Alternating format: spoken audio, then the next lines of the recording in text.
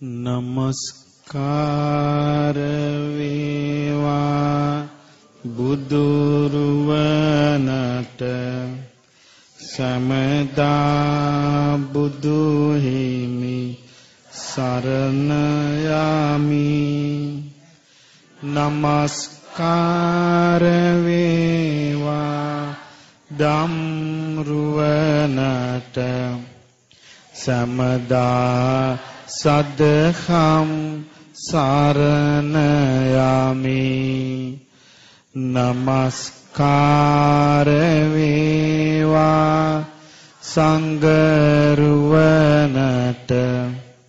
සමදා මහා සංඝ සරණ යමි.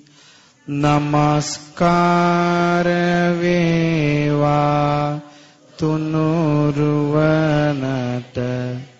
සමදා තිසරණ සරණ යමි.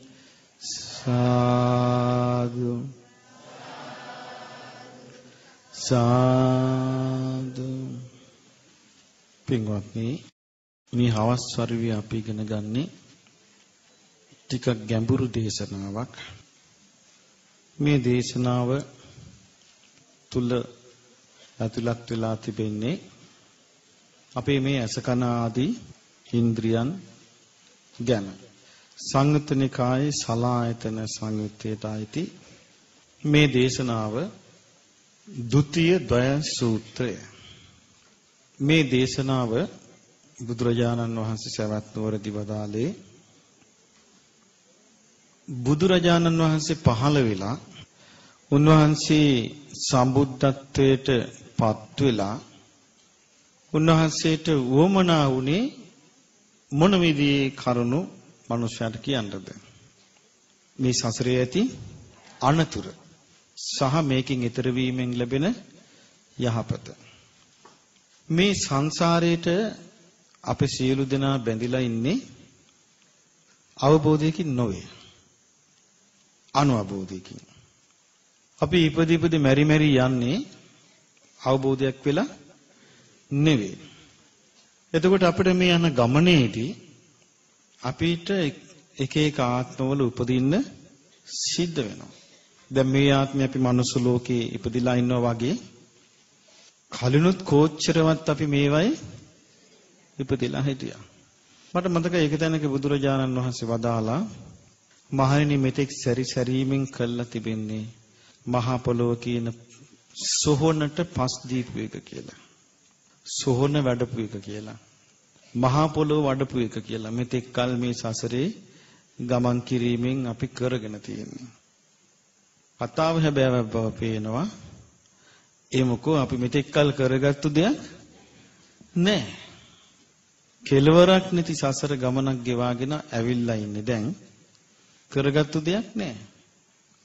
එතකොට අපිට මේ අවබෝධ කරගන්න බැරි වීම නිසා තමයි මේ ගමන මේ විදිහට යන්න සිද්ධ වුනේ.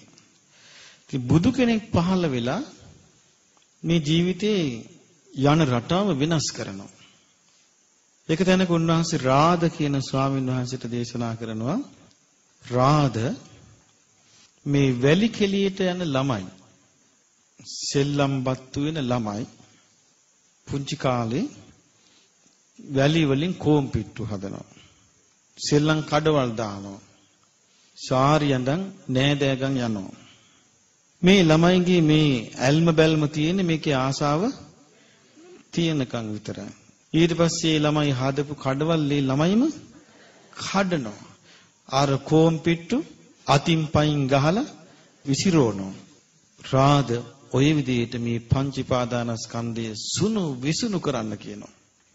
බලන්න අපිට ඒ ලස්සන දේවල් වචනවල තියෙනවා උන්වහන්සේගේ හිතේ ඇතිවෙන හැඟීම. ඉතින් උන්වහන්සේ අවබෝධයකින්ම මේ ශ්‍රාවකයන්ගේ ස්වභාවය දන්නවා. උන්වහන්සේට මේ ဒုတိ ය ද්වය සූත්‍රයේදී ඕන වුණා ලස්සනට මේක විග්‍රහ කරලා දෙන්න. උන්වහන්සේ වදාලා මහණෙනි විඥානය හටගන්නේ කරුණු දෙකක් නිසා කිව්වා. විඥානය හටගන්නේ කරුණු දෙකක් නිසා කිව්වා.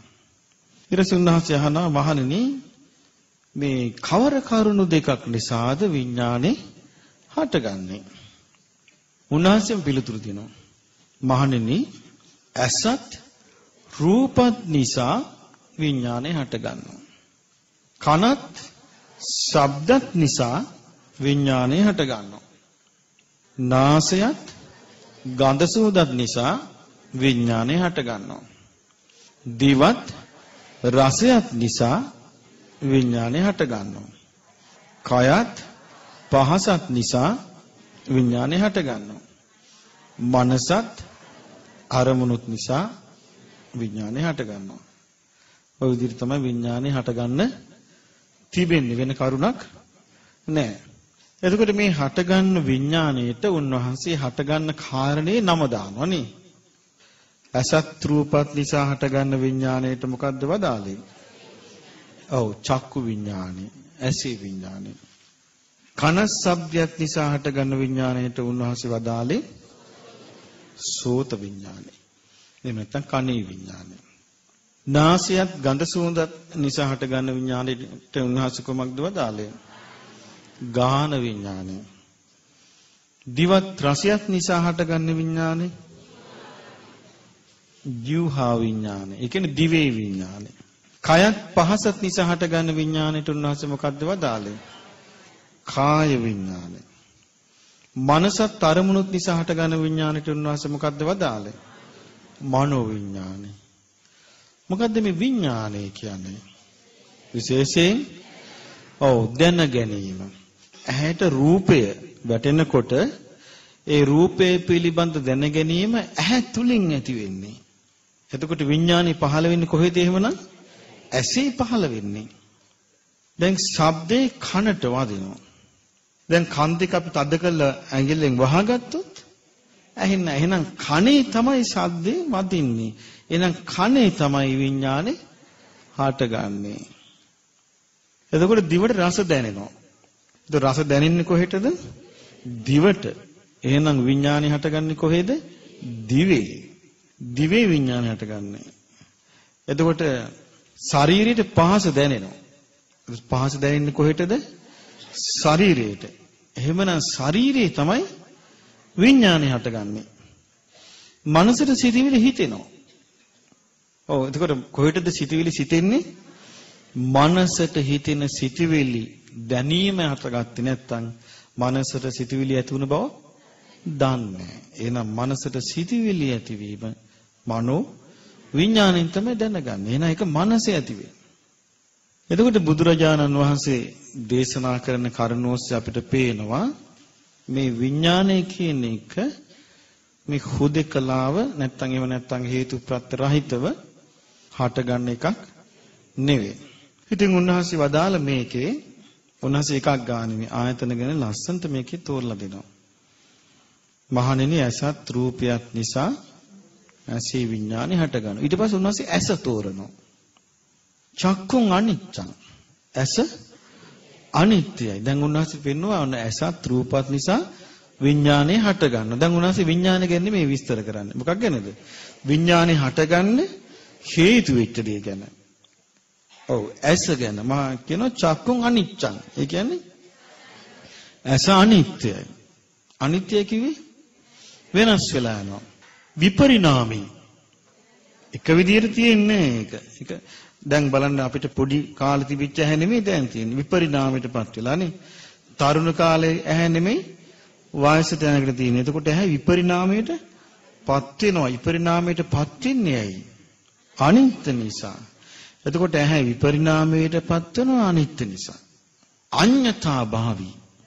තියෙන ස්වභාවය වෙනස් වෙලා යනවා. දැන් මේ හොදට තියෙන ඇස් අනිත්‍ය වෙලා යනවා නේ, වෙනස් වෙලා යනවා. ඇස් පේන්නේ නැතු යනවා.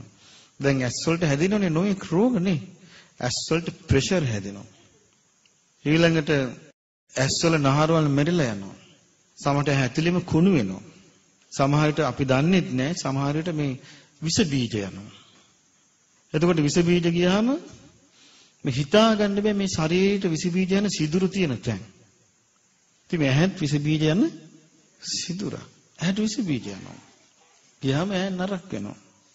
එහෙමනම් මේ විඥානයේ හටගන්න හේතු වෙන මේ ඇහැ තමාගේ වශයෙන් පවත්වන්න පුළුවන් එකක් නෙවෙයි. අනිත්‍ය වූ එකක්. ඊළඟට බුදුරජාණන් වහන්සේ වදාලා රූපා අනිච්චා. ඇහැ විතරක් නෙවෙයි. ඇහැට යමක් පේනවද? ඒ පේන දේවල් රූප. මේ රූප කියලා කිව්වේ පින්තූර කියන අර්ථයෙන් නෙවෙයි. දැන් අපි සාමාන්‍ය රූප කියලා කියන්නේ දැක්කද රූපේ කියලා. අපි සාමාන්‍ය රූපේ කියලා කියන්නේ පින්තූර කියන අර්ථයට නේ. මෙතන රූප කියන්නේ මොකද්ද? සතර මහා ධාතුන්ගෙන් හටගත්තු දේ. ඇහැට පේන කොටසට අපි ඒකට කියනවා රූපේ කියලා. එතකොට ඇහැට පේන සතර මහා ධාතුන්ගෙන් හටගත්තු දේවල් වලට අපි කියනවා රූප. එතකොට මේ රූප අනිත්‍ය වෙලා යනවනේ. වෙනස් වෙලා යනවා. කොයි ක්‍රමයකට අපි මේ රූපයක් ගොඩනගන්න හැදුවත් ඒක වෙනස් වෙලා යනවා. අනිත්‍ය වෙලා. රූපං අනිච්චං. විපරිණාමිනෝ. වෙනස් වෙලා යනවා. විපරිණාමයට පත් වෙලා යනවා. අඤ්ඤතා භාවිනෝ. අන්‍ය ස්වභාවයට පත් වෙලා යනවා. එතකොට බලන්න විඥානයේ හටගන්න උපකාරී වෙන ප්‍රධාන කාරණා දෙකම අනිත්‍ය වෙලා යන දෙකක්. වෙනස් ස්වභාවයට පත් වෙලා යන දෙකක්. විපරිණාමයට පත් වෙලා යන දෙකක්. ඉච්ඡේතං ද්වයං චලංචේව වයංච අනිච්ඡං විපරිණාමී අඤ්ඤතාවයි. මේ දෙකම ඔව් සැලෙන්නේද වේ වෙනසෙන්නේද වේ. ඒවා අපිට ස්ථිරව තියාගන්න පුළුවන් ඒවා නෙවෙයි. ඒ කියන්නේ ඇහත් සැලෙන්නේද වේ වෙනසෙන්නේද වේ. රූපත් සැලෙන්නේද වේ වෙනසෙන්නේද වේ. අනිච්චං විපරිණාමී අඤ්ඤතාභාවය. අනිත්‍යයි විපරිණාමයටපත් වෙයි අන්‍ය ස්වභාවයටපත් වෙයි. මේක තමයි ලෝකේ තියෙන ඕනෙම ඇසකට අයිති පොදු ස්වභාවය. ඕනෙම රූපයකට අයත් පොදු ස්වභාවය. මේක වැහිලා තියෙන්නේ. අපේ සාමාන්‍ය දැක්මට වැහිලා තියෙන්නේ. වැහුනේ මොකෙන්ද? ඔව්. අවබෝධි නැතිකමෙන් වැහිලා තියෙන්නේ. එතකොට වැහිලා තියෙන එකට අපිට පේන්නේ වෙනින් එකක්. පේන්නේ මොකද්ද? අනිච්චේ නිච්ච සංඤී. අනිත්‍ය දේ ස්වභාවය අපි හඳුනගන්නේ ඔව් වෙනස් වෙන්නේ නැහැ කියලා. වෙනස් වෙන දේ අපි හඳුනගන්නේ වෙනස් වෙන්නේ නැහැ කියලා. දුක්ඛේ සුඛ සංඤී. ඔව් දුකඩයිති දේ අපි හඳුනගන්නේ සැපයි කියලා. අසුභේ සුභ සංඤී. අසුභ දේ අපිට පේන්නේ සුභයි කියලා. අනත්තේ ආත්ම සංඤී. ආත්මයෙන් තොර වූ අනාත්ම උදේ අපිට පේන්නේ ආත්මය කියලා. ඔන්න අවිද්‍යාව නිසා ඇතිවෙච්ච පටලවිල්ල. දැන් මේ පටලවිල්ලෙන් ගැලවෙන්න බැරි කම නිසා අපි මේ සංසාරේ මේ ඉරණමකට ගොදුරු වෙලා ඉන්නේ. ඉතින් බුදුරජාණන් වහන්සේ වදාලා මේ ඇහි විඥානය හටගන්න උපකාරී වෙන මූලික කරුණු දෙක මොනවද? ඇසත් රූපත් වෙනස් වෙලා යනවා. ඊළඟට දේශනා කරනවා හරි ලස්සනයි. ඊළඟට කියනවා මේ දෙකම ඒ කිව්වේ ඇහත් රූපයත් දෙකම අනිත්‍යයි. වෙනස් වෙලා යනවා. අන්‍ය ස්වභාවයටපත් වෙනවා. ඒ නිසා මේ දෙක නිසා හටගන්න විඥානය අනිත්‍ය වූ දෙයක් අරමුණු කරගෙන නම් විඥානය හටගන්නේ. අපි කියන ඇසේ විඥානය හටගන්නවා කියලා. එතකොට ඇස කියන්නේ නිත්‍ය දෙයක් නෙමෙයි. අනිත්‍ය වූ ඇසක නම් විඥානය හටගන්නේ. එහෙමනම් අනිවාර්යෙන්ම මේ විඥානේ වෙනස් වීමට ගොදුරු වෙනවා. අනිත්‍යභාවයටපත් වෙනවා. චක්කු විඥානං අනිච්චං විපරිණාමී අඤ්ඤතාවය. ඇසේ විඥානයත් අනිත්‍යයි වෙනස් වෙලා යනවා.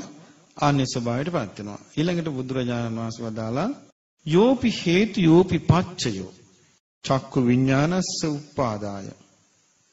මේ යම් හේතුවක් යම් ප්‍රත්‍යක් උපකාරක ධර්මයක් ඇද්ද ඇහි විඥානේ හටගන්න සෝපි හේතු සෝපි පච්චයෝ. ඒ හේතුවත් ඒ ප්‍රත්‍යයත් ඒ උපකාරක දෙයක් අනිත්‍යයි වෙනස් වීමටපත් වෙනවා.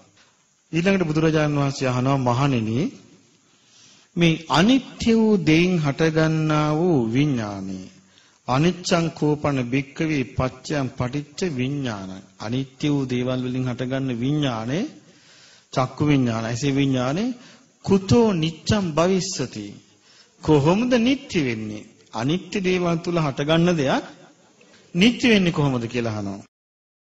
එතකොට දැන් බුදුරජාණන් වහන්සේ වදාලා ඇහි විඥානේ අනිත්‍ය වෙන්නේ ඇයි? අනිත්‍ය දේවල් තුල හටගන්න නිසා. අනිත්‍ය දේවල් හේතුවෙන් හටගන්න නිසා. ඊළඟට බුදුරජාණන් වහන්සේ වදාන මහණෙනි මේ අනිත්‍ය දේවල් තුනේ යම් එකතු වීමක් ඇද්ද? සංගති. සංගති කිව්වේ එකට එකතු වීමක් ඇද්ද? සන්නිපාතෝ එකට රැස්වීමක් ඇද්ද? සමවායෝ එක්වීමක් ඇද්ද? අයං උච්චති භික්ඛවේ චක්කු සම්පස්සෝ. මහණෙනි මේකටයි කියන්නේ ඇසේ ස්පර්ශය කියලා. දැන් ඉස්සර අපි මේකට අපි ඉගෙන ගත්තේ ගැටීම කියලා. සමහර කෙනෙක් ඇසට රූපේ ගැටෙනවා. ඒතර ස්පර්ශය කියන්නේ ගැටීම නෙමෙයි. ස්පර්ශ කියන්නේ මොකද්ද? එකතු වීම. තින්නම් සංගති. මේ කරුණු තුනේ එකතු වීම. එතකොට දැන් ඇහෙන් රූපයක් අපිට පේනකොට අනිත්‍ය වූ ප්‍රධාන කරුණු තුනක් එකතු වෙලා. මොනවද? අනිත්‍ය වූ ඇස, අනිත්‍ය වූ රූපය, අනිත්‍ය වූ විඥානය. අනිත්‍ය වූ ඇස, අනිත්‍ය වූ රූපය, අනිත්‍ය වූ විඥානය කියන තුන එකතු වුණාද ස්පර්ශයක් ඇති වෙන්නේ. අනිත්‍ය වූ ඇස, අනිත්‍ය වූ රූපය, අනිත්‍ය වූ විඥානය.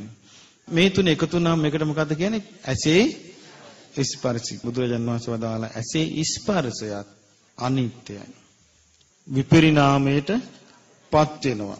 අන්‍ය ස්වභාවයට පත් වෙනවා. බුදුරජාණන් වහන්සේ ඊළඟට වදාරනවා මහණෙනි ඇසේ ස්පර්ශයට හේතු භූත වන යමක් ඇද්ද? ඒකත් අනිත්‍ය වෙනවා නම් විපරිණාමයට පත් වෙනවා නම් අන්‍ය ස්වභාවයට පත් වෙනවා නම් ඒ ඇසේ ස්පර්ශය නිට්ටය වෙන්නේ කොහොමද කියලා අහනවා. කුතෝ නිච්ඡම් භවිස්සති. නිට්ටය වෙන්නේ කොහොමද? ඇසේ ස්පර්ශය අනිත්‍යමයි. ඉතින් බුදුරජාණන් වහන්සේ වදාලා චක්කු සම්පස්සෝ කුතෝ නිච්චෝ භවිස්සති. ඇසේ ස්පර්ශය කොහොමද නිට්ටය වෙන්නේ? ඇයි? දැන් ඉස්සෙල්ලා උන්වහන්සේ වුණා ඇසේ විඥානය කොහොමද නිට්ටය වෙන්නේ? ඇයි? හේතුව ඒ විඥානය හටගන්න හේතු වෙච්ච ඇහත් රූපත් අනිත්‍යයි. ඊළඟට උන්වහන්සේ වදාලා ඇහත් රූපත් අනිත්‍ය නිසා ඒ විඥානය කොහොමද නිට්ටය වෙන්නේ?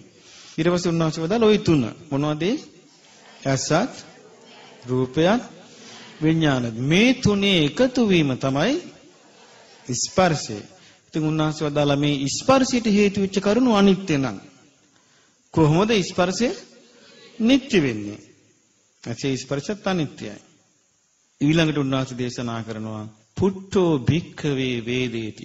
මේක හොඳට ඉවසීමෙන් අහගන්න, ඉවසීමෙන් තේරුම් ගන්න.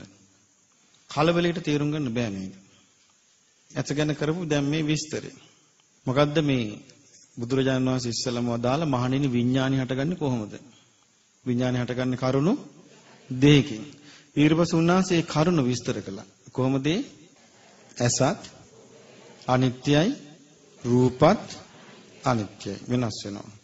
ඊළඟට උන්වහන්සේ වදාලා මේ අනිත්‍ය වූ මේ දෙක සැලෙනවා, වෙනසෙනවා, විපරිණාමයටපත් වෙනවා. මේ සැලෙන වෙනසෙන දෙකක් උපකාරයෙන් තමයි ඇස තුල විඥානය හටගන්නේ. එතකොට මේ විඥානය නිට්ටය වෙන්නේ කොහොමද කියලා අහුවා. ඊට පස්සේ මොකද වුනේ? ඊට පස්සේ කිව්වා මේ ඇහැ රූපය විඥානයයි මේ තුන එකතු වෙනවා. ඒකට එකතු වෙනවා. ඒකට රැස් වෙනවා. එතකොට ඒකට මොකද්ද කියන්නේ?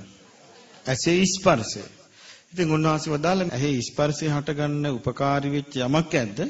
ඒ ඔක්කොම අනිත්‍ය වෙන දේවල් නම් ඇසේ ස්පර්ශය ඔව් නිට්ටය වෙන්නේ කොහොමද? ඒක ස්ථිර වශයෙන්ම වෙනස් වෙලා යනවා, අනිත්‍යමයි. ඊළඟට උන්වහන්සේ මෙතන හරි වැදගත් කරුණක් වදාළා. පුට්ඨෝ භික්ඛවේ වේදේති.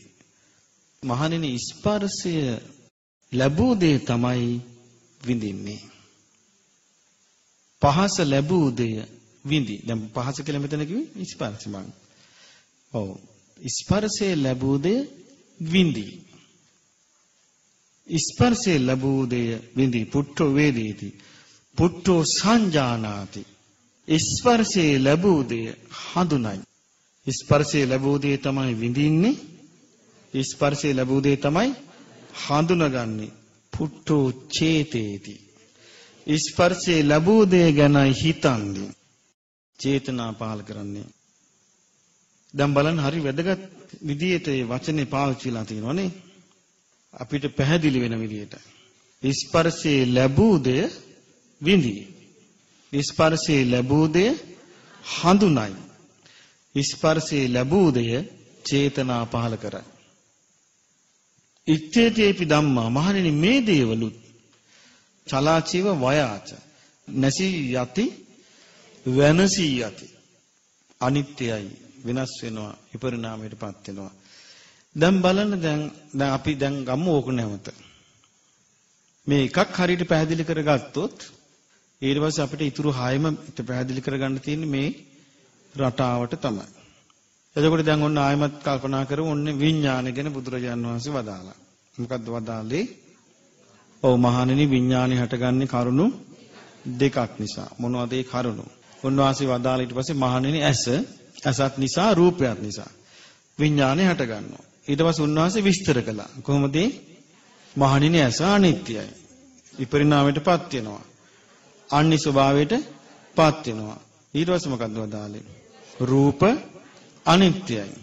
ඔව් විපරිණාමයටපත් වෙනවා. අනිත්‍ය ස්වභාවයටපත් වෙනවා. ඊළඟට උන්වහන්සේ වදාළ මොකද්ද?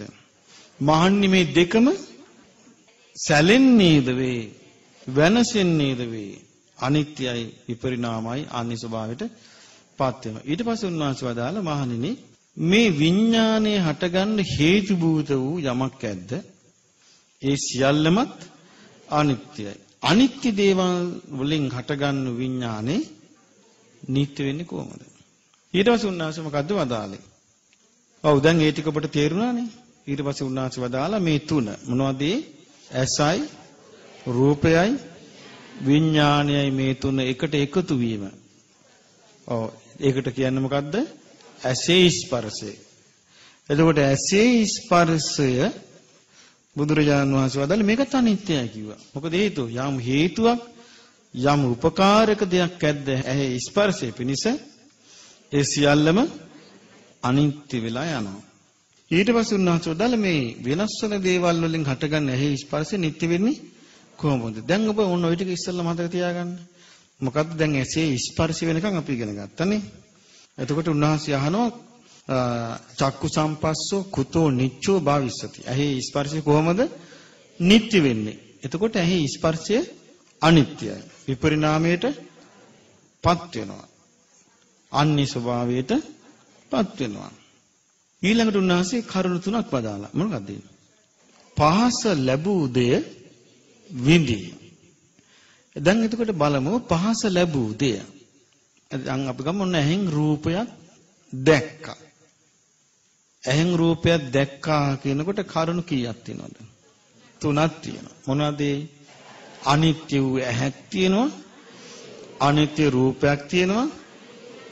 අනිත්‍ය විඥානයක් තියෙනවා. ඒතර දැක්කා කියන්නේ ස්පර්ශය තුන. ඇහි රූපයයි විඥානය එකතු වුණා. ඒ ස්පර්ශය නිසා ඇසේ ස්පර්ශය ලැබූ දේ ඔන්න විඳිනවා. එතකොට අනිත්‍ය වූ දෙයක්ද නැද්ද විඳීම? ඔව් අනිත්‍ය වූ ස්පර්ශයක් ලැබූ විට විඳින්නේ. එහෙනම් විඳීම කියන එක ස්පර්ශයට අයිති එකක්. එතකොට ස්පර්ශයේ අනිත්‍ය නම් අනිවාර්යයෙන් මේ විඳීම අනිත්‍ය වූ දෙයක්. ඊළඟට උන්වහන්සේ වදාලා පුට්ඨෝ සංජානාති. පහස ලද දෙය හඳුනයි. එතකොට පහස ලද දෙය තමයි විඳින්නේ අපි. පහස ලද දෙය තමයි හඳුනා ගන්න. එතකොට හඳුනා ගැනීම කියන එක තියෙන්නේ අර අනිත්‍ය වූ කරුණු තුනත් එක්කයි. අනිත්‍ය වූ සැලි වෙනසී යන කරුණු තුනත් එක්කයි හඳුනාගන්නේ අපි. ඊළඟට චේතනා පහල කිරීම පුට්ඨෝ චේතේති. ඔව් අර අනිත්‍ය වූ කරුණු තුන සැලි තියෙන කරුණු තුන මත තමයි චේතනා පහල කරන්නේ. එහෙමනම් විඳීමත් අනිත්‍යයි. හඳුනා ගැනීමත් අනිත්‍යයි. චේතනාවත් අනිත්‍යයි. එතකොට දැන් බුදුරජාණන් වහන්සේ මේ ද්වය සූත්‍රයේදී උන්වහන්සේ එක එක ආයතනයට ওই වගේ විස්තරේ කියා දෙනවා. එතකොට මේ කොටස අපිට හරියට වුණොත් ඒ කියන්නේ මේ වගේ ස්වභාවයක් තමයි මේ ඇහෙන් රූපයක් දකිද්දි සිද්ධ වෙන්නේ. යමක් ඇහෙන් බලලා විඳිද්දි මේ වගේ ස්වභාවයක් සිද්ධ වෙන්නේ. අපි හඳුනා ගනිද්දි මේ වගේ ස්වභාවයකින් මේක වෙන්නේ. චේතනා පහල කරද්දි මේ වගේ ස්වභාවයකින් වෙන්නේ කියන මේ ඇත්ත සිද්ධිය අපි දැක්කොත් අන්න එදාට අපේ ජීවිතේ වෙනස් වෙන්න පටන් ගන්නවා. අයි ආපු රටාව තුළ අපි ඇත්ත ස්වභාවය නොදැකනේ ආවේ. ඇත්ත ස්වභාවය හඳුනා නොගෙන නොදැක අපි ආවේ. ඊළඟට බුදුරජාණන් වහන්සේ විග්‍රහ කරනවා මහණෙනි දැන් බලන්න කියනවා කන ගැන. කන ගැන බලන්න කියනවා කනේ විඥානි. මොකද්ද කන ගැන බලනකොට කනේ විඥානය හටගන්නේ මොකෙන්ද? කනත් ශබ්දත් නිසා. එතකොට කන අනිත්‍යයි. ඔව් විපරිණාමයට පත් වෙනවා. ආනි ස්වභාවයටපත් වෙනවා. ඔව් දැන් සමහර අවස්ථාවල් තියෙනවා මේ හයියෙන් සද්ද යන ළඟ හිටපුවාගේ කන් අඩි පුපුරනවා. එතකොට ආයේ කනේ ඇහිල්ල නැතු වෙනවා. ඉවරයි. සමහරුන්ගේ කන් නිකම්ම ඇහෙන්නේ නැතුව කන් අඩි දිරලා යනවා. වාසිත යනකොට කන දිරනවා. එතකොට අර පරණ විදියට කන ඇහෙන්නේ නැතුව යනවා. එතකොට කනට තියෙන මේ ශබ්දේ උරා ගන්න ගතිය ඒ ඔස්සේ තමයි විඥානේ හටගන්නේ. එතකොට කනත් අනිත්‍යයි. කානට ඇහෙන ශබ්දත් අනිත්‍යයි. එතකොට අනිත්‍ය වූ කනත් අනිත්‍ය වූ ශබ්දත් නිසා කනේ විඥානේ හටගන්නේ. එතකොට විඥානේ හටගන්නේ කොහේද? කනේ. කනේ විඥානේ හටගන්නේ. දැන් ඒ කනේ විඥානේ හටගන්නකොට කරුණු කීයක් එකතු වෙනවද? 3යි. කනයි ශබ්දයයි විඥාන. කනයි ශබ්දයි විඥාන එකතු වෙනවා. එතකොට අනිත්‍ය වූ ස්පර්ශයක්. ඒකට මොන ස්පර්ශයද කියන්නේ අපි? කනේ ස්පර්ශය. මේ කනේ ස්පර්ශය නිට්ටයද අනිත්‍යද? අනිත්‍ය. ඒ කියන්නේ දැන් ඔන්න මම කතා කරනෝනේ දැන්. දැන් ඔබට කන තියෙනවා. දැන් ඔබට කනට ඇහෙනවා. දැන් ඔබට පාවිච්චි කරන කන අනිත්‍ය වූ වෙනස් වෙවි යන විපරිණාමයටපත් වෙන කන. දැන් ඔබට ශබ්දයක් ඇහෙනවා. මේ ශබ්දය අනිත්‍ය වූ විපරිණාමයටපත් වෙන වෙනස් වෙවි යන දෙයක්. එතකොට මේ ශබ්දේ කනට වදිද්දී ඔබ දැනගන්නවා. ඒ දැනීම තමයි විඥානය. එතකොට දැනීම හටගන්නේ කනින්. එතකොට ඒක වෙනස් වෙවි යනවා. එතකොට බලන්න දැන් කනයි රූපයයි විඥානය එකතු වුණා. ඔව් ස්පර්ශය ඇති වුණා. ඉතින් බුදුරජාණන් වහන්සේ වදාළේ මේ ස්පර්ශය අනිත්‍ය වූ ස්පර්ශයක්. මේක නිට්ටය වෙන්නේ කොහොමද කියලා අහනවා. ඊට උන්වහන්සේ වදාලා පුට්ඨු වේදේති. පහස ලබන්නේ පහස ලදුවේ විඳි. හොඳ කනට ශබ්දය ඇහෙනවා. ඒතර විඳිනවා. ඒක විඳීමක් තියෙනවා. යම් තැනක ස්පර්ශයක් ඇද්ද ඒතර විඳීමක් තියෙනවා. ඒතර පහස ලදුවේ විඳි. පහස ලැබුව විට හඳුනන. ඒක පහස ළමකට හඳුනා ගන්නවා. දැන් ඔබට මතකද අපි උදේ වරුවේ කතාවකදී අපි කිව්වා මෙහෙම මාළුවා මැරිලා පා වෙලා ආවා. දැන් මාළුවා පෙවුන්නේ නැද්ද? පෙවුණා. කෙකිනි වේගෙන් ගිහිල්ලා තුඩෙන් අල්ලගත්තා. පෙවුන්නේ නැද්ද? පෙවුණා. මාළුවා වලිගේ හෙල්ලුවා. පෙවුන්නේ නැද්ද? ඒ මොකද්ද ඒක? හඳුනා ගැනීම. එතකොට අපිට මේ ඇස් දෙකට නෙමෙයි ඒක හඳුනාගත්තේ අපි. හිතට. දැන් මේ අරමුණත් එක්ක හිත වැඩ කළා නෙමෙයිද? හඳුනාගත්තා. ඒ කොටස ඉරණකට ඒක නැතුව ගියා. එතකොට පහස ලබන දේ විඳි, පහස ලබන දේ හඳුනා ගනි. පහස ලබන දේ ගැන චේතනා පහළ වේ. එතකොට මේ ඔක්කොම තියෙන්නේ කුමක් එක්කද? ස්පර්ශයත් එක්කයි. මට මතකයි ඒක තැනක බුදුරජාණන් වහන්සේ වදාලා මේ දුක කැටි කළා කියනෝ නම් එක වචනෙන් කියන්න පුළුවන් කිව්වා. ස්පර්ශය කියලා. හරිම පුදුමයි. මේවා තේරුම් ගන්න නම් අපි බොහොම ඉවසීමෙන් තේරුම් ගන්න ඕනේ. කලබලයට මේවා තේරුම් ගන්න බෑ. ඊළඟට බුදුරජාණන් වහන්සේ දේශනා කරනවා මේ සියල්ලම නැසී යන දේවල්. වෙනසී යන දේවල්. අනිත්‍ය වූ දේවල්.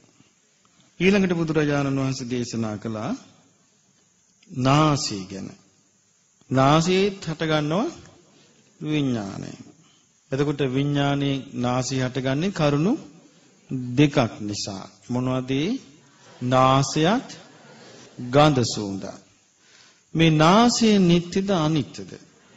නාසය අනිත්‍යයි. අපි දන්නේ මොන දේවල් මේ නාහි රෝග හට ගන්නවාද කියලා. හැබැයි නාහයක් කාලයක් යනකොට දිරනවා. නාහේ තියෙනවා මේ ගඳ සුවඳ දැනගන්න ස්වභාවයක්. මේක දිරලා යනවා. වයසට යනකොට ගඳ සුවඳ දන්නේ ගොඩක් අය. මට සමහර ආච්චිලා සීයලා කියලා තියෙනවා දැන් අනේ ස්වාමීනි අපි කනවා රහමුකවත් තේරෙන්නේ නැහැ කියනවා. දුනියාබුල් තේරෙන්නේ නැහැ කියනවා. ඒ මොකද්ද මේ වෙන්නේ? මැරීමයි. දැන් ඉස්සර වගේ නෙමෙයි කියන මේ ව්‍යංජන වල සුවඳක් තේරෙන්නේ නැහැ කියනවා. සුවඳ තියෙනවා. දැනෙන්නේ නැහැ. නාසය මැරිලා. එතකොට නාසය අනිත්‍ය වෙලා යනවා. නාසයේ දැන්න යම් සුවඳක් ඇද්ද ගඳක් ඇද්ද ඒක අනිත්‍ය වෙලා යනවා. දැන් බලමු ඒක නම් අපිට හරියට ප්‍රකටව තේරෙන එකක් නේ. දැන් සමහර මල් තියෙනවා සුළු වෙලාවටයි සුවඳ තියෙන්නේ. ඒ මල පර වෙනකොට ඒ සුවඳට වෙනුවට දුර්ගන්ධයක් එනවා. සමහර ආහාර තියෙනවා සුවඳයි. හැබැයි ඒක පිළුණු වෙච්ච ගමන් ගඳක් එන්නේ. එතකොට යම් ස්වභාවයකින් සුවඳක් තිබ්බද සුවඳ කියන එක මට තේරෙන හැටියට ඉක්මනින්ම වෙනස් වෙලා යනවා. එතකොට දැන් අපි ගත්තොත් මේ ශරීරයක් ගත්තොත් අපි උන නානවා. නාලොන්ද හොඳ සබන් ගාලා නාලා පීදනවා. විනාඩි කිහිපයකින් ඉවරයි නේද? ඊට පස්සේ ආයි ගඳ. එතකොට අපිට පේනවා මේ ශරීරයටයි දේවල් දුර්ගන්ධින්ම යුක්තයි. එතකොට මේ යම් නාසයක් ඇද්ද?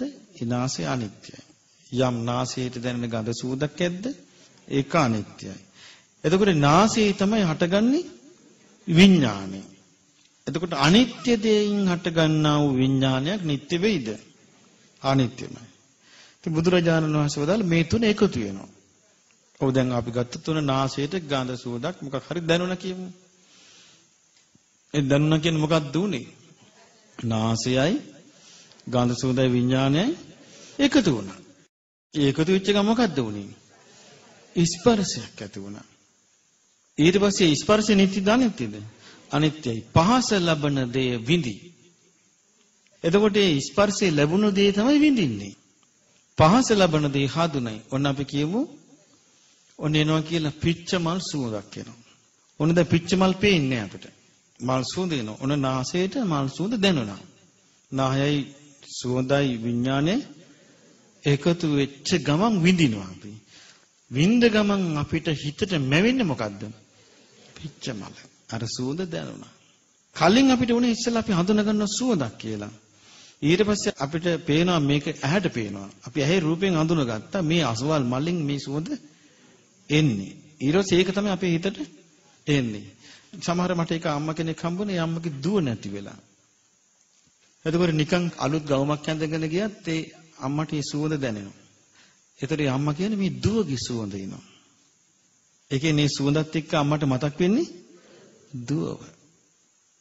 එහෙම එතකොට අපිට පේනවා මේ එක එක්කෙනා හිතන පිළිවෙලට තමයි මේ හඳුනා ගැනීම තියෙන්නේ. එතකොට පහස ලැබූ දේ විඳි, පහස ලැබූ දේ හඳුනයි, පහස ලැබූ දේ ගැන චේතනා පහල කරයි. එතකොට කර්මී තියෙනෙත් එතකොට ස්පර්ශය ප්‍රත්‍යන්නේ. ස්පර්ශය ප්‍රත්‍ය. ඊට පස්සේ බුදුරජාණන් වහන්සේ වදාලා මේ සියලු දේමත් නැති වෙලා යනවා, වෙනසිලා, සැලී වෙනසී යනවා, අනිත්‍ය බවට පත් වී යනවා. ඊළඟට බුදුරජාණන් වහන්සේ වදාලා මහණෙනි දිවත් රසයත් නිසා දිවේ විඥානය හටගනී. දිවත් රසයත් නිසා දිවේ විඥානය හටගනී. එතකොට දිවේ විඥානය හටගන්න නම් දිවයි ඒක නම් හරියට හොඳට පැහැදිලි බලන්න මේ විට හපන අයට රස තේරෙනවා අඩුයිනේ. ඇයි මේ දිව ගොරෝසු වෙලා.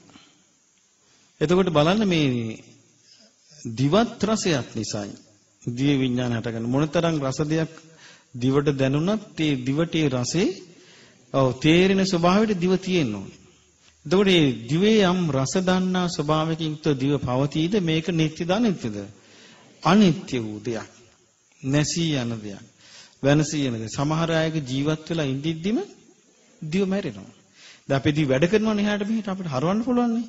මේක බැරි වෙන අවස්ථාවක් එනවා. දිව හොල්ල ගන්න බැරි වෙන අවස්ථාව. දැන් අපිට මේ දිව දික් කරන්නේ අපි දිව එහාට මෙහාට හරවන්නේ උඩ තල්ලට දිව තද කරන්නේ මේ ඔක්කොම කරන්නේ මොකෙන්ද අපි? දිවට පණ තියෙන නිසා. දිව මැරිච්ච ගමන් යටට ගිලිනවා. දිව බහිනවා යටට. ඔය ඊට පස්සේ ඒ පණ නැහැ දිවට. සමහරක දිවෙම ඇද්දොත් ඊට පස්සේ එළියට වැක්කිලා තියෙනවා. දිව වැඩ කරන්නේ නැහැ. එහෙම දිවක් මේ අපි පාවිච්චි කරන්නේ. එතකොට එහෙම වුණාට දැන් දිව පාවිච්චි වෙන්නේ නැත්නම් දැන් අපි වතුර එකක් බිව්වත් මේ දිව හරහා බොන්නේ. කෑම කෑවත් දිව හරහා කන්නේ. කතා කළත් දිව හරහා කතා කරන්නේ. දිව පණ නැති වෙච්ච ගමන් වතුර බොන්නත් බෑ, කන්නත් බෑ, කතා කරන්නත් බෑ. එතකොට බලන්න මේ දිව කොච්චර අනිත්‍යද නේ? අනිත්‍ය වූ දිවක්. එතකොට දිවට තමයි දැනෙන්නේ රස.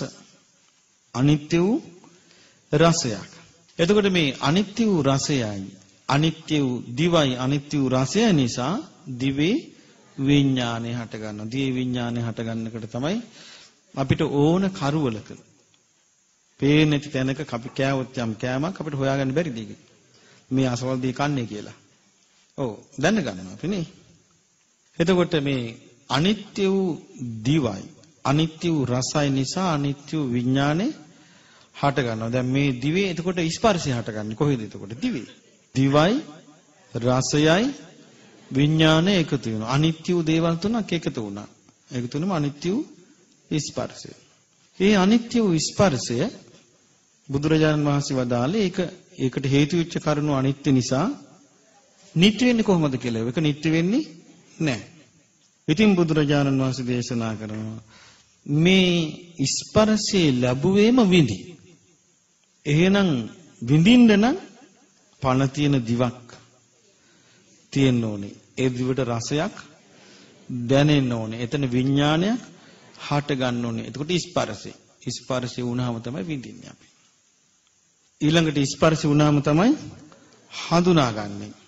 ස්පර්ශය වුණාම තමයි චේතනා පාල කරන්නේ. ඒ හැමදේම බුදුරජාණන් වහන්සේ වදාළ මේ හැම එකක්ම සැලීයයි වෙනසියයි අනිත්‍යයි වෙනස් වෙන ස්වභාවයට පත් වෙනවා. ඒ නිසා මේක නිට්ටය වෙන්නේ කොහොමද කියලා අහනවා. එකක්වත් නිට්ටය වෙන්නේ අනිත්‍ය වූ වෙනස් වෙන ස්වභාවයට පත් වෙලා යන දේවල්. දැන් බලන්න අපි තුල මෙහෙම වෙනවා. දැන් අපිට පේනවනේ අපි දිව මැරිච්ච දැකලා නැද්ද? දැකලා තියෙනවා. දැන් හොඳට හිටපුවා දිව මැරිච්ච එක මම කතා කරන්න බෑ. කන්න බෑ. බොන්න බෑ. මොකක් කරගන්න බෑ. ඒ සමහරයට ඒ දිව සම්පූර්ණයෙන්ම අප්‍රාණික වෙනවා. ඊට පස්සේ මොකද කරන්නේ? බටනේ දාන්නේ. බට දාලා දියර වර්ගනේ දෙන්නේ ඊට පස්සේනේ. එයාව ජීවත් කරන්නේ. ඒත් ගොඩක් කල් ජීවත් කරන්න බෑ. ඊට පස්සේ බුදුරජාණන් වහන්සේ වදාලා මහණෙනි කයත් පහසක් නිසා කය විඥානේ හටගන්නේ. දැන් එතකොට බලන්න ඇහෙත් විඥානේ හට ගන්නවා. කනෙත් විඥානේ හට ගන්නවා. නාසෙත් විඥානේ හට ගන්නවා. දිවෙත් විඥානේ හට ගන්නවා. කයෙත් විඥානේ හට ගන්නවා. ඊට පස්සේ උන්වහන්සේ වදාළ මේ කය ගැන මේ කය අනිත්‍යයි. විපරිණාම වෙනස් ස්වභාවයට පත් වේ. අඤ්ඤතාභාවි අන්‍ය ස්වභාවයට පත් වේ. මේක අපිට දැන් මේ කය වාරුණති අවස්ථාවල අතපය බිඳෙනවා, කැඩෙනවා, ඔත්පල වෙනවා. මෙහෙම කොච්චර වුණත් අපිට තියෙන හැඟීමක් මේ කය පවත්වන්න ඕනේ, වෙනස් වෙන්නේ නැහැ කියලා. එතන අපිට පේනවා මේකට මේ කෙරවරක් නැතිව අපි මේ අනිත්‍ය ස්වභාවයට පත් වෙනවා. නමුත් මේක සවිස්තරව අපිට තේරු නොගිය නිසා අපිට ඒක වැටහෙන්නේ නැහැ. කොච්චරවත් මේ ලෝකේ අනිත්‍ය වෙලා යනවනේ මිනිස්සුන්ගේ ශරීරනේ. දැන් මේ අනිත්‍ය වෙලා යද්දිත් සාමාන්‍ය මනුස්සයාට ඉන්නේ අනිත්‍ය වෙන දිහා හිත යොමු කරන්නේ. හිතේ තියෙනවනේ වෙනම ලෝකයක්. ඒක තමයි ඇල්ලින්නේ. දැන් ඒකයි බුදුරජාණන් වහන්සේ අපිට පෙන්වා දෙන්නේ කායානුපස්සනාව වඩන්න කියනවා. වේදනානුපස්සනාව වඩන්න කියනවා. චිත්තානුපස්සනාව වඩන්න කියනවා. ධම්මානුපස්සනාව වඩන්න කියනවා. ඇයි? අර මනෝලෝකෙ බිඳින්නේ උතනින් තමයි. මනෝලෝකෙ කුඩුපට්ටම් වෙනවා. සාමාන්‍ය ස්වභාවය තමයි මේ අනුපස්සනාව වඩන්න නැතුණාන් පස්සේ අර මනෝලෝකෙ තුල තමයි යා ජීවත් වෙන්නේ. දැන් අර විදිහට සතර සතිපට්ඨාන 100 පිටවනකොට මෙතන මනෝලෝකෙ ඉඩක් නැහැ. ඇයි වෙනස් වෙන ලෝකියා දකින්නේ.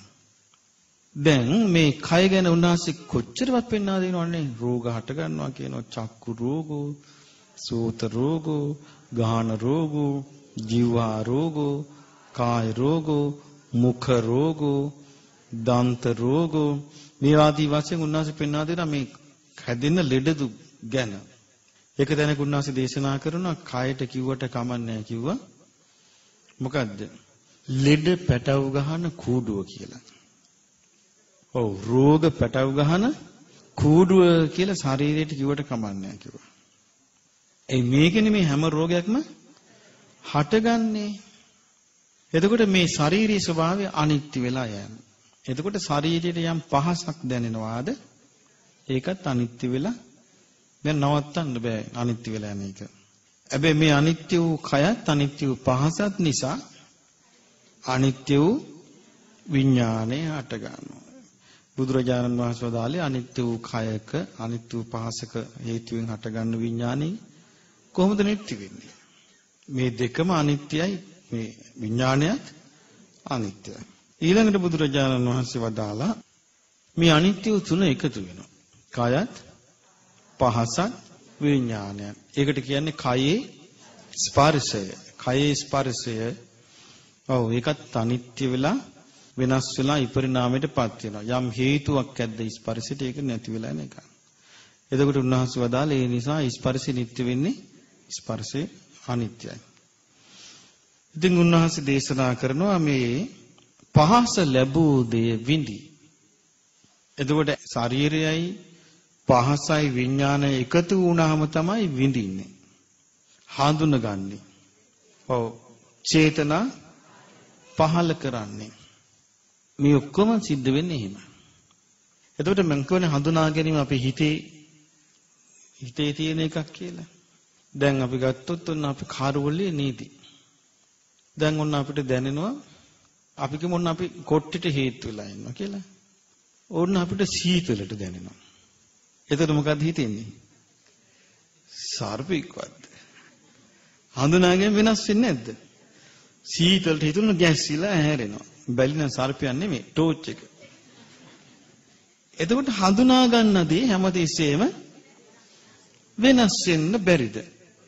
එතකොට පේනවා තනිකර මේ මානසික ස්වභාවයක් එක තමයි තියෙන්නේ. හඳුනා ගැනීම. එතකොට පහස ලැබුවේ විඳි. පහස ලබන දේ හඳුනා ගනී. පහස ලබන දේට අනුව චේතනා පහල කරයි. දැන් බලන්න මේ බුදුරජාණන් වහන්සේ නමක් විග්‍රහ නොකරනද මේවා අපිට ලෝකේ දැනගන්න කිසිම ක්‍රමයක් නැහැ. කවුරුවත් දන්නේ නැහැ. ඉතින් ලෝකේ කතා කරන අනිත්‍ය ගැන. ඒ කතා කරන්නේ උඩින් පල්ලෙන්. ඒක ඇත්තක් නෙමෙයි.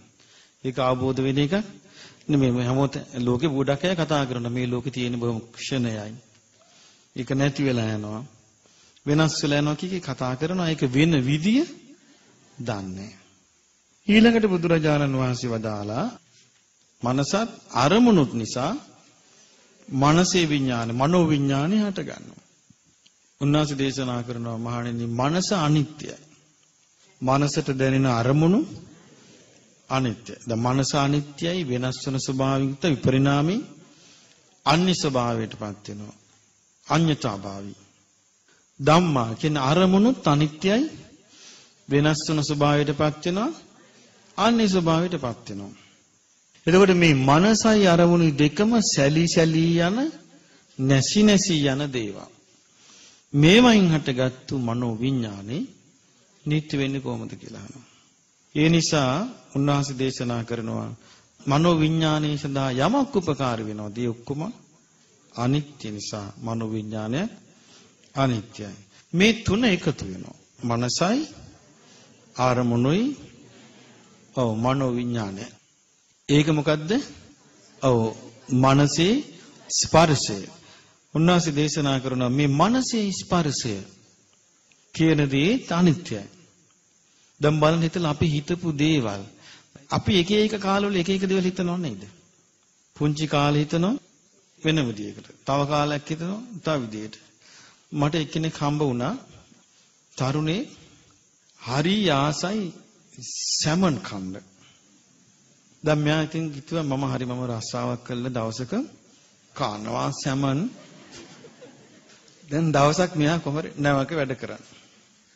නැවේ ගිහිල්ලා කොහොම හරි සැමන්මයි කන්න උනේ. දැන් මෙයා සැමන් දකින්නට වමනෙට එනවා. මෙයා කියනවානේ මතක් කරන්න එපා සැමන්.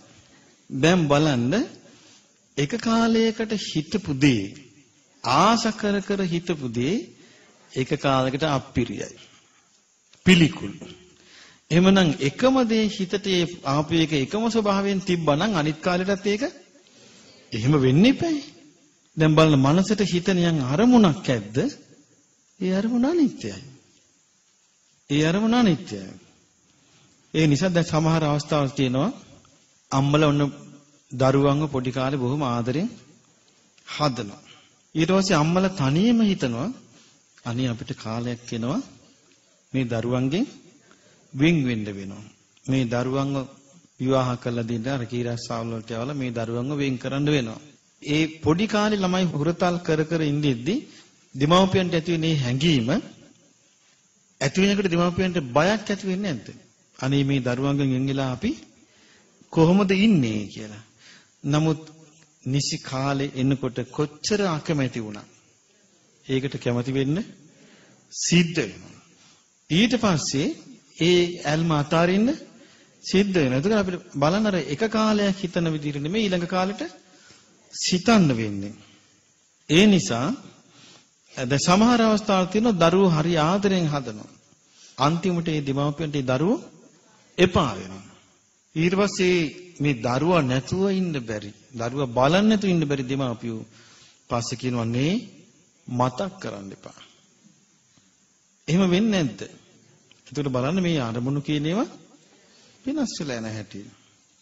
එතකොට මේ ස්පර්ශය මනසයි අරමුණු විඥානයයි එකතු වීමෙන් තමයි ස්පර්ශය හටගන්නේ. එතකොට ස්පර්ශය අනිත්‍යයි. පුට්ඨෝ වේදේති. පුට්ඨෝ වේදේති. ඒ කියන්නේ පහස ලැබූ දෙය විඳි. පුට්ඨෝ සංජානාති. පහස ලැබූ දෙය හඳුනා ගනි. පුට්ඨෝ චේතේති. පහස ලැබූ දෙය ගැන චේතනා පහල කරයි.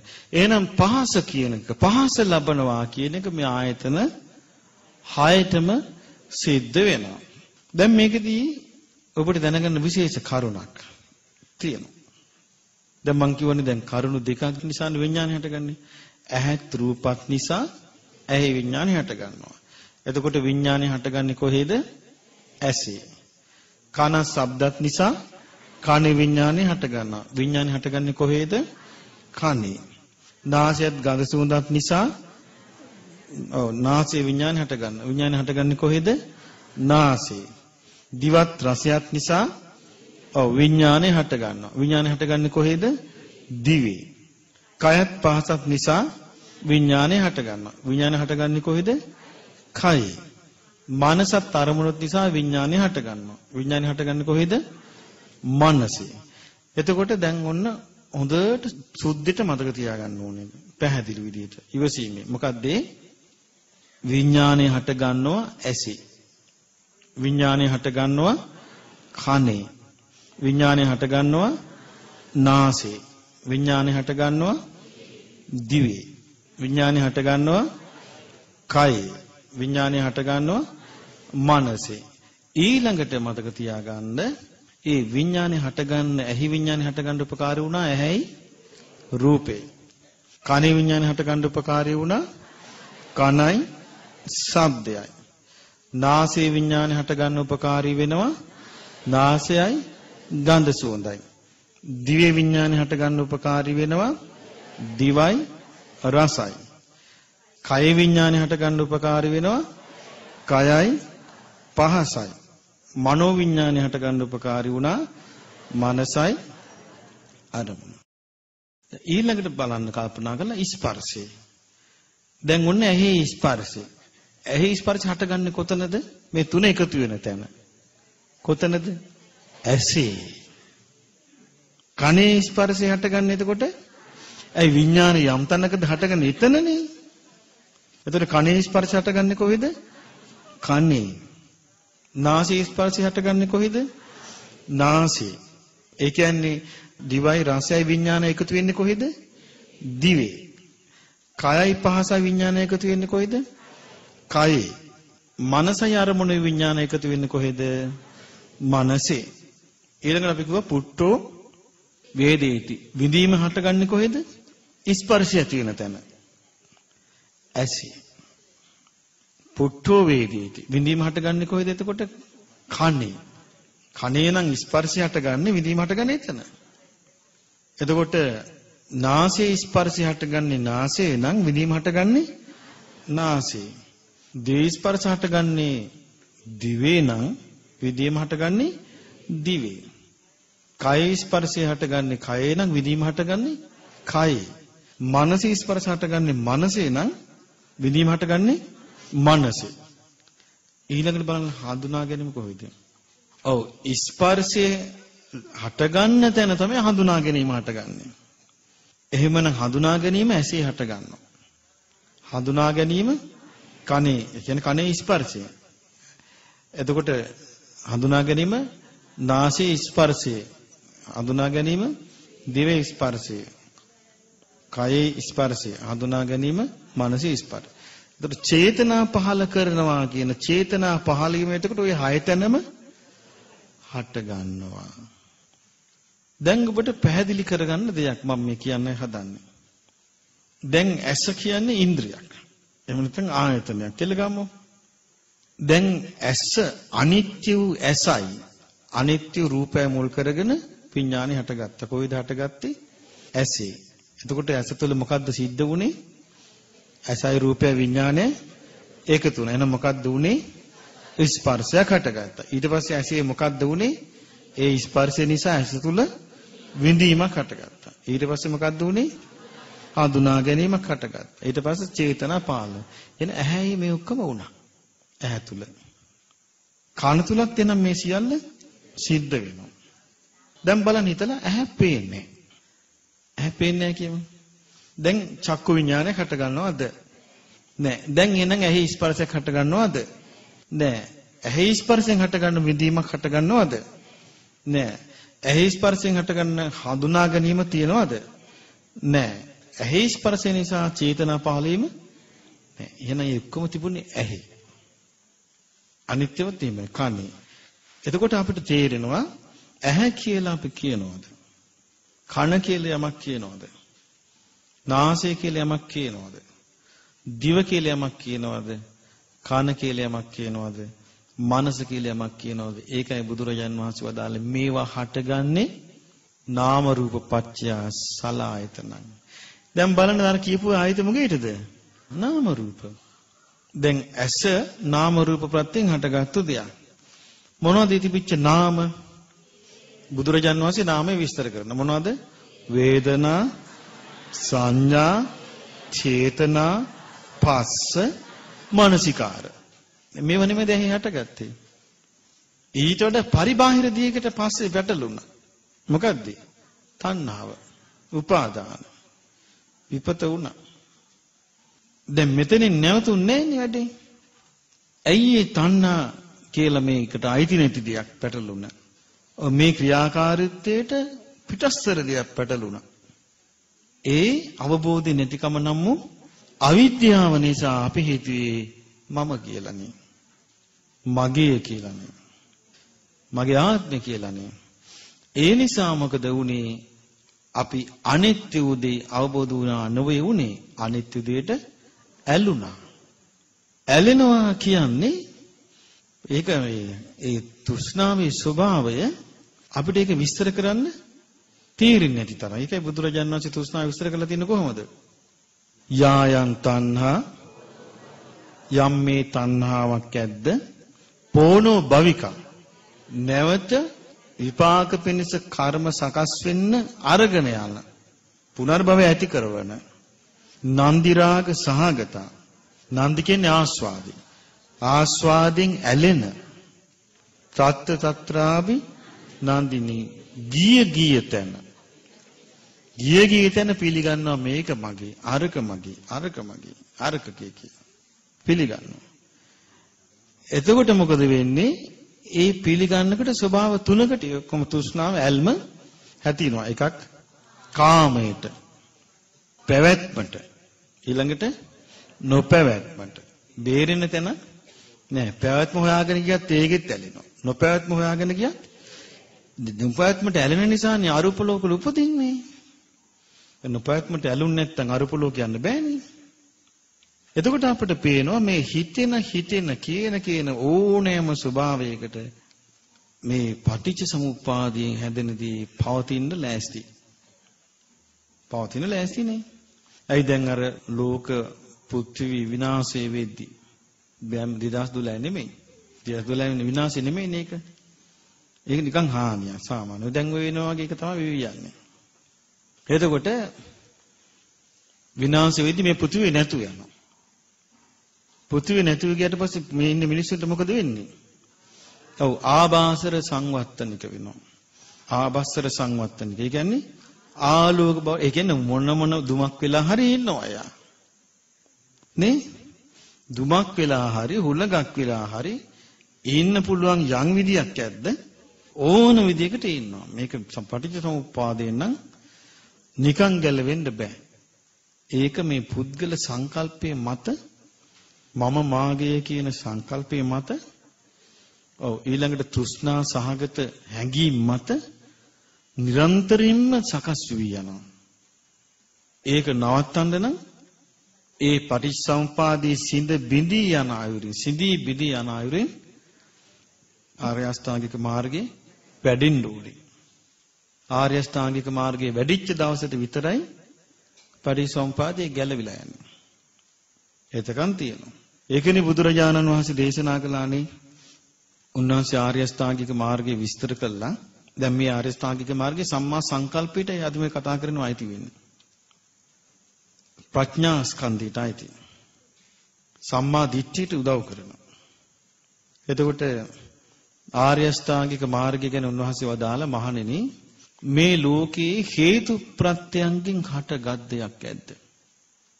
එක තැනක දේශනා කළ සංකත අසංකත යමක් ඇද්ද?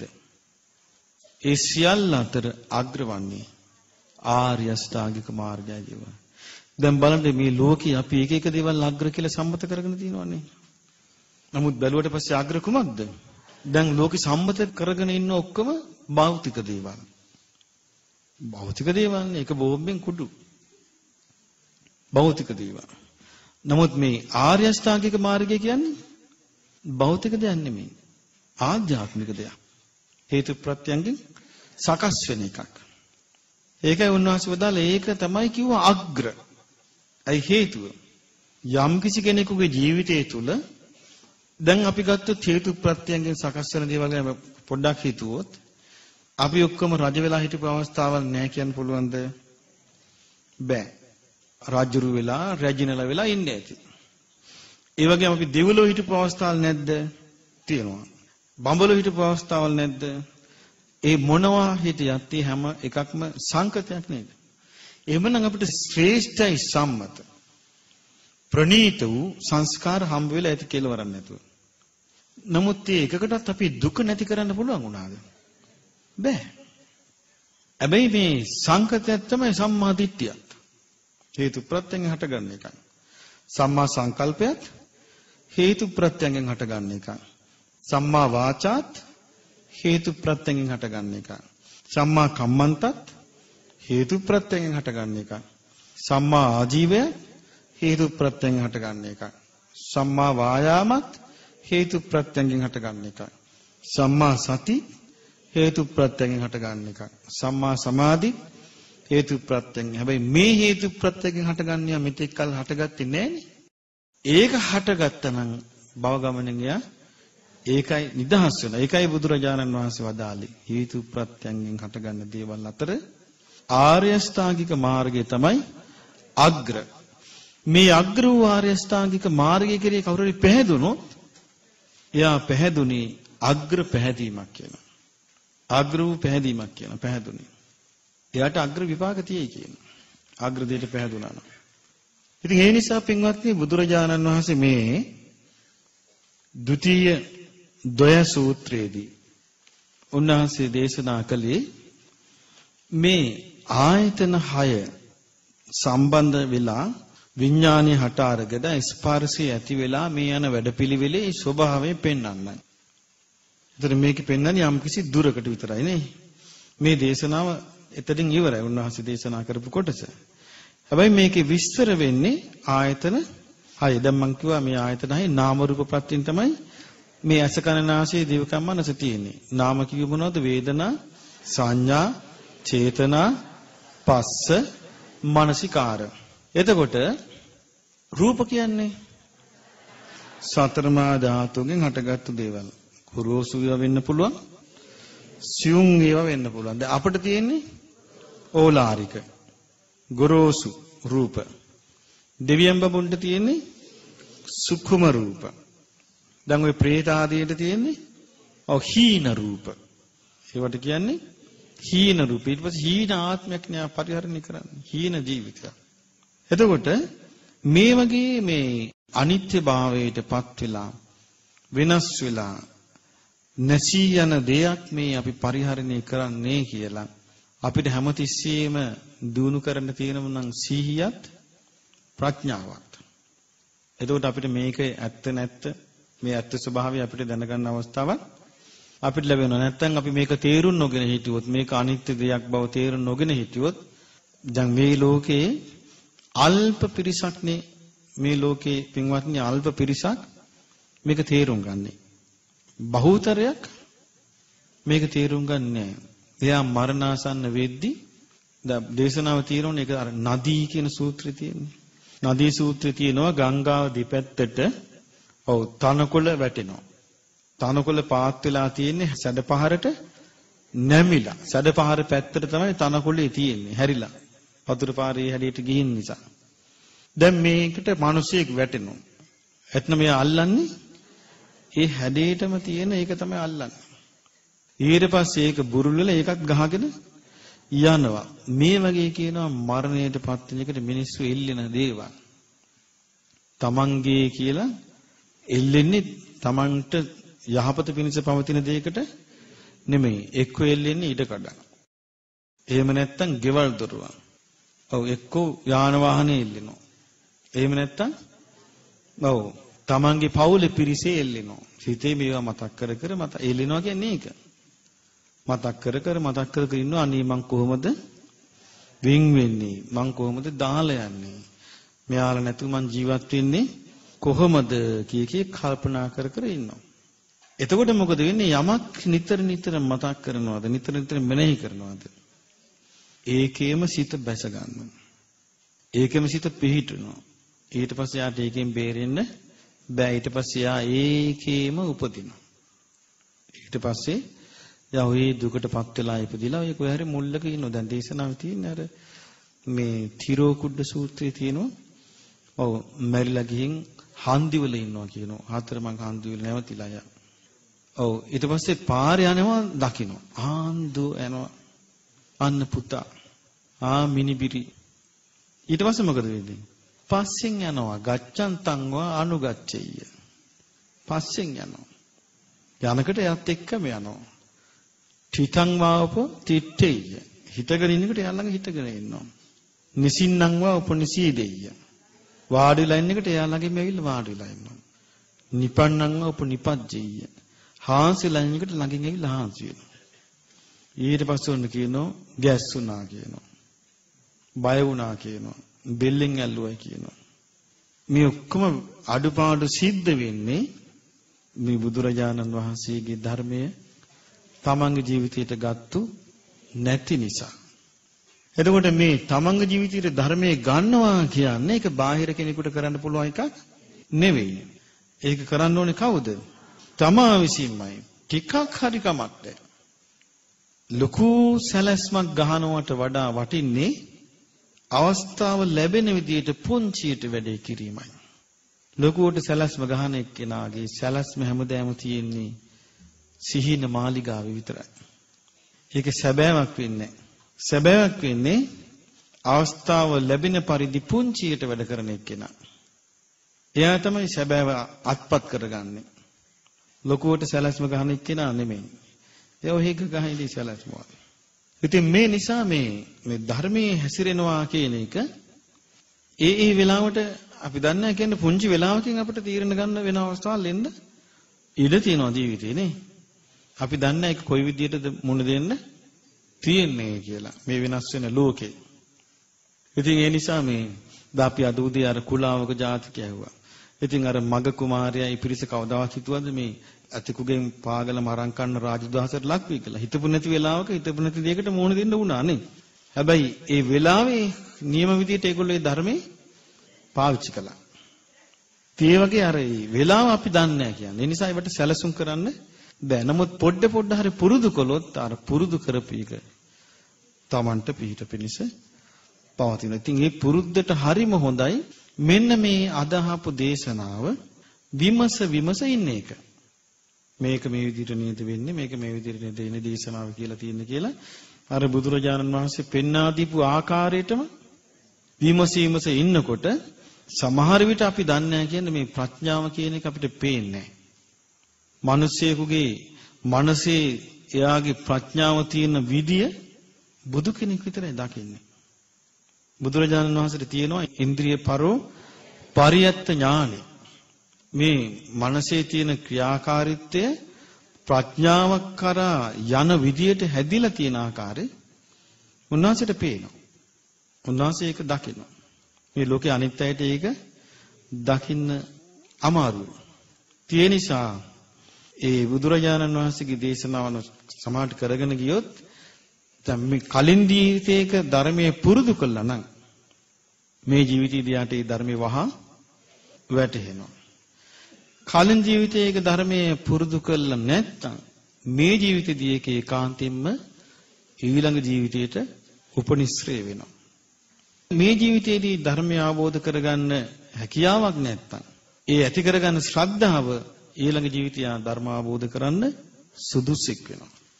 මේ නිසා මේ ධර්මයේ ලං කර ගැනීම දැන් පැහැදුනේ ආර්ය අෂ්ටාංගික මාර්ගය ගැන නම් ඒ චිත්ත ප්‍රසාදයෙන් අග්‍ර විපාක ලැබෙනවා කියලා බුදුරජාන් වහන්සේ දේශනා කළේ.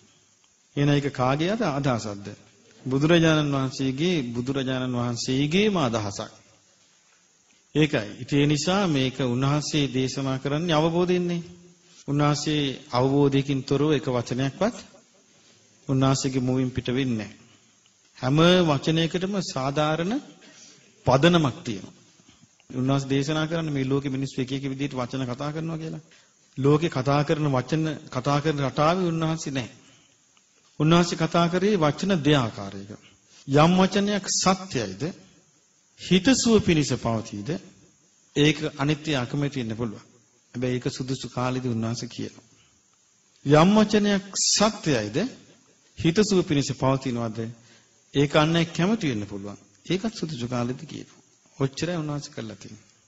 ඉතින් ඒ නිසා ඒ උන්වහන්සේගේ දේශනාවලින් අපිට ඒ හරි අර්ථය ලබා ගන්න පුළුවන් වුණොත් ඒක මං හිතනවා මේ දැන් මනුස්ස ලෝකේ අපි ආවා. අපිට යම්කිසි ලෝකේ ඔලුව උස්සලා කෙලින් ජීවත් වෙන්න යම්කිසි ඥානයක් තියෙනවනේ.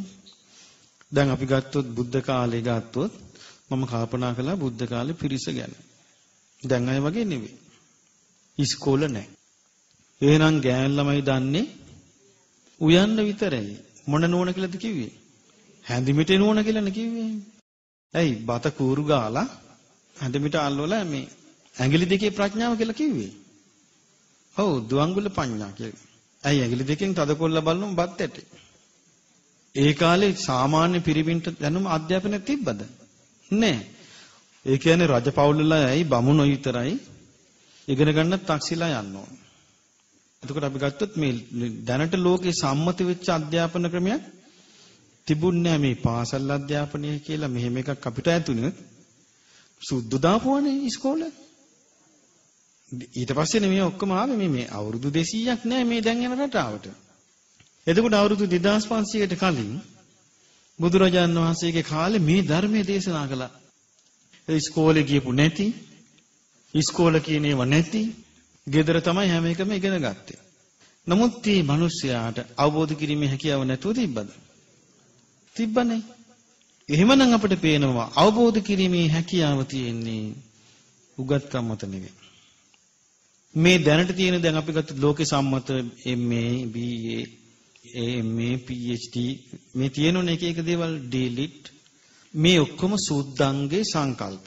මේවා කිසියම්ම රැකියාවල් වලට තියෙන රැකියාවල් වලට සම්මත කරන් තියෙන සුදුසුකම්. මේ කිසිම දෙයක් නැති කාලේ දැන් ධර්මාශෝක රජුරෝ ඉන්දියාවට පාරවල් හැදුවා.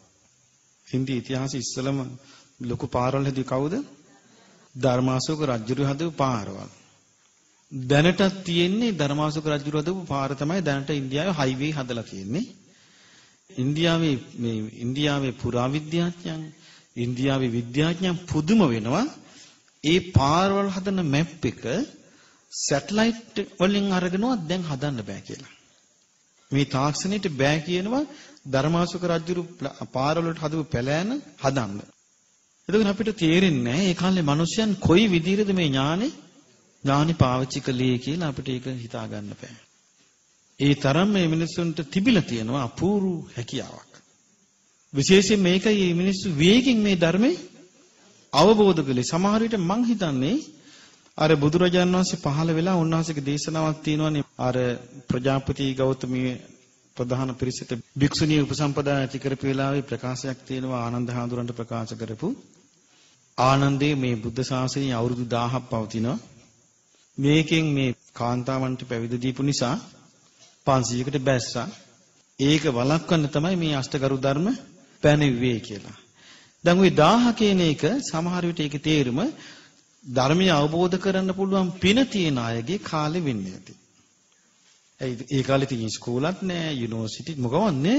දැන් නේ තියෙන්නේ. හැබැයි මිනිස්සුන්ට ධර්මයේ අවබෝධ වුණා. ධර්මයේ හැසිරුණා. අසාමාන්‍ය දක්ෂතාවලින් හිටියා. දැන් කාලේ අපි ගත්තොත් දැන් කාලේ මේ දැනුත් ඒ ධර්මයේ පැත්තට දක්ෂතා නෑ, අනිත් පැත්තට දක්ෂතා තියෙනවා. එතකොට අපිට පේනවා මේ ධර්මයේ පැත්ත යන්න නම් මේ අපි මේ කතා කරන මාතෘකාව පැත්ත ප්‍රගුණ වෙලා තියෙන්න ඕනේ. දැන් අපි ගත්තොත් කෙනෙක් ධර්මයේ ගැන දන්නේ නැති කෙනෙක් හොඳට පින්දහම් කරනවා. නොඇලී වාසය කරනවා. මරණින් මත්තේ දෙවියන් වෙලා උපදින්න පුළුවන්. හැබැයි යාට ඒ කරපු ආකාරයට තමයි යාගේ විපාකේ ලැබෙන්නේ. එතකොට ප්‍රඥාව ඇති නොවෙන්න පුළුවන්. ප්‍රඥාව ඇති වෙන්න නම් ප්‍රඥාව ඇති වෙන ප්‍රතිපදාවක යෙදිය යුතුයි. එතකොට ප්‍රඥාව ඇති වෙන ප්‍රතිපදාව තමයි මේ බුදුරජාණන් වහන්සේගේ මේ ධර්මය තුලින් මේ කියවෙන්නේ. එතකොට මේක යම් කිසි විදියකින් ප්‍රගුණ කරනවා නම් ඒ ප්‍රගුණ කිරීම තුල ඔන්න ජීවිතේ යහපතක් යාට ආත්පත් කරගන්න පුළුවන්. මේ තුල මිනිස්යාගේ කරුණාව, මෛත්‍රිය, අනුකම්පා මේ ඔක්කොම ගොඩ නැගෙනවා. මට ඒක දරුවේ ලස්සන කියමනක් කිව්වා. එයා කිව්වා මේ ලෝකෙ ඉක්මවා ගිය එකක් නේ ස්වාමීන් වහන්සේ මේ නිවන කියන්නේ. මට කිව්වා දැන් නිවනට ඉස්සෙල්ලා එහෙනම් තව තැන් තියෙනවනේ පහු කරගෙන යන්න. මම කිව්වා manussත්වයේ ගොඩ නැගිච්ච එක්කෙනාට manussත්වයේ ඉඳලා යන්න පුළුවන් දේවත්වයට. දේවත්වයේ ගොඩ නැගිච්ච එක්කෙනාට දේවත්වයේ තුල යන්න පුළුවන් බ්‍රහ්මත්වයට. බ්‍රහ්මත්වයේ තුල ගොඩ නැගිච්ච එක්කෙනා එතනින් ඊතර වෙන්න පුළුවන්.